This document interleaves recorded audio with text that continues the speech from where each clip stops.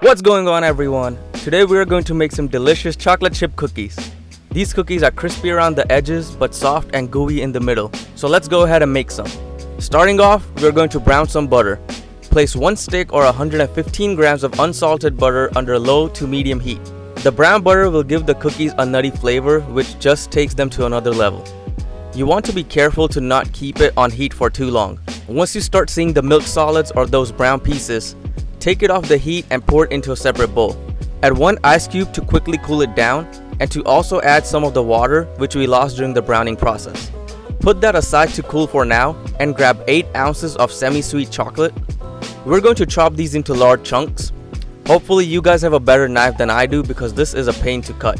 Anyways, once you're done, take out some of the chunks into a separate bowl. We will add these on top of the cookie dough and mix the rest. By now the butter should have cooled down so we can make some cookie dough.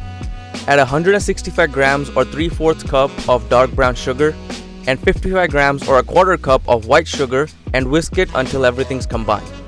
Then add 1 large egg and 1 teaspoon of vanilla extract and mix that in as well.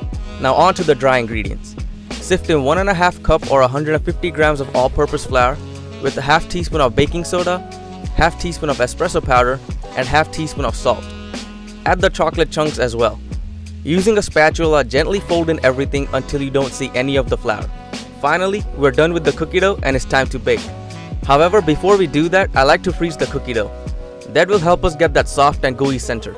Using an ice cream scooper, place the cookie dough onto a baking tray and freeze it for 30 minutes. Meanwhile, you can preheat the oven to 350 degrees Fahrenheit or 175 degrees Celsius. And once the 30 minutes are up, we can put the cookies in the oven to bake for 12 minutes. For the best results, bake these in 2 separate batches of 6. This will help bake the cookies evenly and make sure they have enough space to spread and not touch. And that's it guys, we're done. We have ourselves 12 delicious crispy and gooey chocolate chip cookies, which honestly won't last more than 2 days. If you guys enjoyed the video, please leave a like and subscribe to the channel.